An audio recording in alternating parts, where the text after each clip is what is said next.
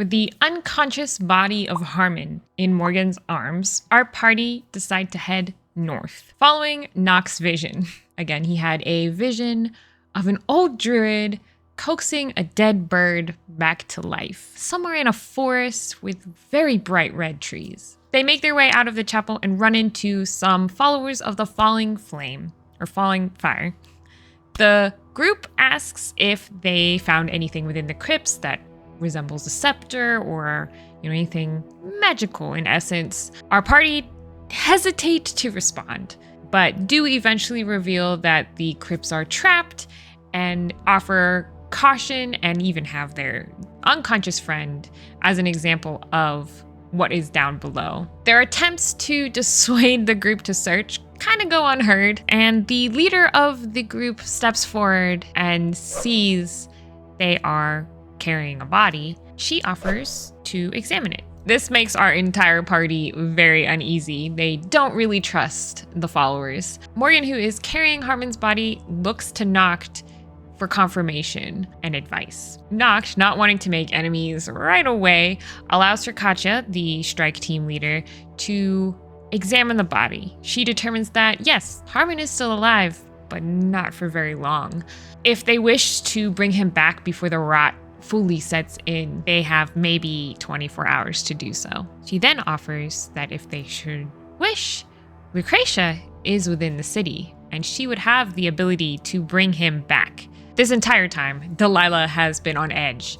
She is ready to fling a magic stone at any second, definitely not trusting any of these heretics that believe that delirium is good. She pipes up now, saying that they have a contact they are going to take him to. Katja backs off. I will let you go about your business then, before starting to direct her strike team into the crypts, and they begin their own investigation of the chapel. The group resumes their trek, and on their way they come across a run-down house. Inside, they find a small goblinoid creature who is fighting at what seems to be a table and a chair.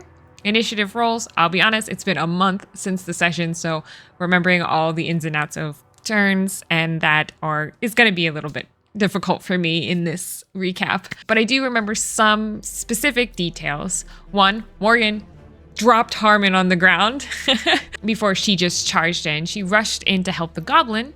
And the goblin did a lot with poisons, but didn't seem to be affected by them himself. Delilah was hesitant to help this strange creature, worrying more about helping the unconscious companion that they were toting around. But her hesitation led to a mimic grappling her, and then she had that decision pretty much made for her. Morgan did end up killing said mimic and freeing her. When the battle was done, the goblin reveals himself to be called Ik, and he begins trying to collect some of the saliva from the mimics, saying that it's really good alchemically. Noct asks if he would like to join them, as they see that he was traveling alone, and that's a little bit dangerous in the city. Ik agrees, though he kind of hesitates at first. The group makes their way out of the city with a new companion in tow, and after a bit of tree climbing and great perception checks, Delilah spots what looks to be in the distance a clump of reddish trees on a hill. They begin their trek through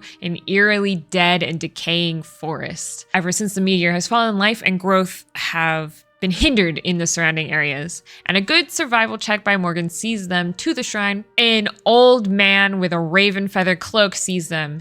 He's an old druid elf, and his first instinct is to turn them away. Who goes there? Be gone. But he watches them curiously. Morgan pipes up and says, my friend needs your help. He of course hesitates, but Noct chimes in with additional information, saying that he has been sent here by a vision, and he believes that this person can help bring Harmon back. The old elf sighs, put him on the slab, and Morgan does so, but decides to stay super close. The druid begins his examination of this body, and when he finishes, he tells the group that luckily their friend isn't dead, but that he would be in a matter of hours. He was glad, though, that he wasn't dead, as Morgan, his goddess, would require much more from them to bring back a life than to just remove a curse. Our barbarian Her ears twitch at the sound of her name, wondering how she hasn't heard of this goddess before. Aegon, Ghostweaver, reveals to them that he can indeed save Harmon, but unfortunately he does not have the materials to do so. The components he requires for the spell include diamond dust. Our party is very much gemless, as we have learned in previous episodes. So he suggests that they could procure some delirium, and that could substitute as components. However, in the past, he has seen delirium taint the spells. He also mentions that he will require something nice for himself as well as payment. Delilah puts her foot down here. She does not want to chance using any form of delirium in any kind of spell components, thinking that it's completely evil. Unfortunately, she is outnumbered. The rest of the party decides that this is the best course of action if they wish to bring Harmon back. And the party decides to go into the city for delirium. They also try to pry from Ghostweaver what would be that something nice that he wants. And they settle on having a nice meal together and telling stories of their adventures to him. Before they turn to leave, they realize that they are beat. Ik just refuses to go into the city at night as the sun is already starting to set. To top it off, it starts to rain, and Ik is in a hurry to find a place for shelter. He doesn't really like getting wet. Ghostweaver says there is no room anywhere in his home for guests. And he tells them that they may not rest in the glade. That is sacred ground. They decide to find a place to camp somewhere in the forest, but they decide to move a little bit closer to the city, so that way their trek is a little less far. So they are about 2 miles out from the city on a hill where they can overlook the city at a distance. Delilah notices that the rain has turned into a large storm, crashing with lightning. All of the lightning seems to be striking within the city limits, and it's also tinged a little purplish glow. It is hitting in random spots, however, so she doesn't see any correlation in that regard. As the sun sets, they also notice that the haze lifts, seeming to hover above the city. When Delilah takes her long rest, she also revisits her dream. Her apocalyptic visions take her back to the crater. The haze is thick here and overwhelming. Further into the crater, over the crater wall, she can see something dark and moving. She waits for a second and looks around, and she sees a haze husk shamble over the wall. And as it does so, a bolt of purple lightning, very similar to what she saw while awake, crashes into the haze husk, turning him to dust. She climbs over the wall to examine the dust further, and she sees all around just piles of dust in the crater. But suddenly it's very hard to breathe here. The contamination is just so thick. Her vision tunnels, and suddenly she's speeding across the city, buildings going past at blinding speed until she comes to a sudden halt in some sort of park, beautiful though it is decaying, and at her feet are these very strange looking lilies. And as she goes to look closer, she wakes up. The group finishes their long rest and move into the city. A Nat 1 reveals some phase spiders in their path. I do remember that the phase spiders kept phasing in and out, disappearing from their view. Zelda did attempt to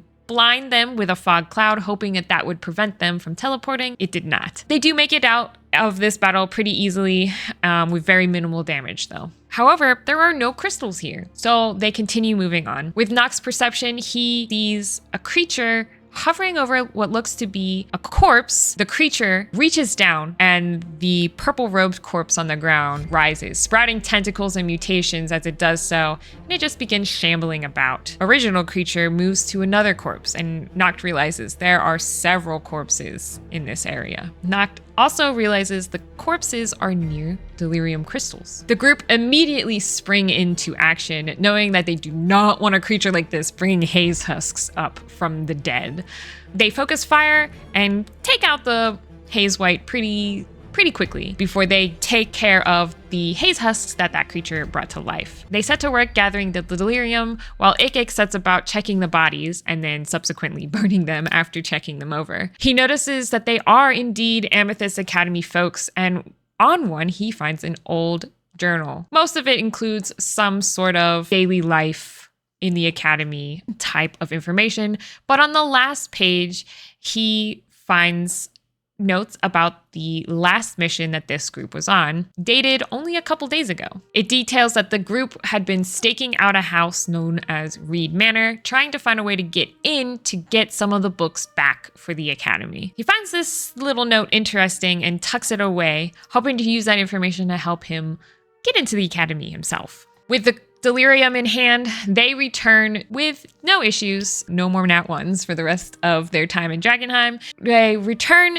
to the tree grove and revive Harmon, who wakes up feeling off, but at least alive. The group doesn't notice anything about Harmon or anything weird, so they set about having another long rest. Delilah mentions briefly how glad she is that she had found a place like this, and Ghost Weaver tries to make good on their promise on dinner and stories, which Delilah happily obliges. But at the end, he still declines them a place to stay, saying he has no room. He definitely prefers his solitude. Again, he says they must sleep outside the sacred grounds of the grove, and the group moves to do that. But Zelda sees this as an opportunity. She thinks that this guy is hiding something more. She decides to follow him. Only Delilah notices that Zelda do this. She tries to stop her. But unfortunately, good rolls by Zelda have her slip away from the party and from Delilah pretty easily, even though she hears Delilah say, "Don't go, don't bother him." She sneaks up to the door and peeks into this burrow and sees that the old man isn't there. And she begins trying to determine what else is in there that she could possibly use. She does see ravens here and there, both in the burrow and outside of the burrow. And she debates going in, but decides not to and returns to the party. And that is where we stopped before a long rest. If you like what you're watching, consider supporting me on Patreon, the best way to support creators on YouTube. You can get behind the scenes, plus you can get ad-free versions of my videos. Also, live streams, there's shop discounts, hopefully some paper products coming out, definitely a magazine in the works. There's lots of stuff there. Link in the description. What could I have done better? So I really do enjoy the fact that the followers of the falling fire or falling flame, I always mess it up. They arrived and I still went through with that bit because I want the world to be a living thing. You know, even though the characters are the main focus, the world is still changing and the rest of the stuff in the world have their own objectives. The world is going to continue even if one of their party members is unconscious. I do think the timer is working more as a reminder than an actual deterrent, which is fine. But we got through 3 combat encounters this time. Now, granted, they weren't like the hardest. That's pretty crazy, even for our 4-hour session time. Something I do also notice is that I don't ask the player in character as an NPC. I don't ask the players their character names, and they never find out the NPC names. And I realized this as I was writing this session summary. Otherwise, the session went pretty well. I did not expect them to long rest, so I probably could have made some of the encounters a little bit harder. So I think in the future, when I do prepare encounters like that, I will have one where essentially 2 difficulty levels. One where they've already fought several things, they haven't had a long rest in a while, you know, a lower difficulty, and then one that's a little bit harder. However, I think having encounters that were a little bit easier also helps them too. They feel more successful, they feel like they're accomplishing things. You don't want it to be hard all the time, but I think just having the option and not having to think about it, being able to choose 1 or 2 would help me moving forward. All right, session prep. As per usual, anything can happen at this point. However, our friend Harmon has madness, and his madness that he rolled was that he thinks Drakkenheim is the most beautiful thing at night, and so he just wants to go and explore the entire city. So they're about to long rest, and so we'll see. I don't know if the player would rather play Harmon or Ikik. Ikik is his second character, because I didn't want him to go a whole session without playing. I'm unsure if he would want one or the other, and I think he's gonna play it by ear, see how it goes. With Harmon, if the players stop him from going into the city, then, you know, he'll maybe play Harmon. But if Harmon escapes in the middle of the night, then it would be easy for him to just use Egg. Other things I started doing was tracking renown with each faction. It's just a really simple table. I'll put a picture on screen. I use some of the information from the Drakkenheim module to help figure out levels for renown. And I think some of this is also just in DMG. Essentially, the levels are if they have 5 or higher, that makes them champions, and they'll be able to get things like boons, higher tier rewards, and they can only get this level if they have actively gone against another faction. +1 or higher than 1 is going to be just allies. So they'll be provided with some resources, both find each other mutually beneficial, but might not agree on everything. Anywhere between 1 and -2 is indifferent. There's no trust there. They'll keep them at arm's length, but they'll offer them quests and stuff. Maybe not provide any resources. It kind of just depends. -5 renown means that they are adversaries. That means that faction will not trust them. They will send strike teams to hinder their progress and make things rough for them, but not try to kill them. But -10 renown is flat out enemies, and they are actively trying to hunt and kill the players.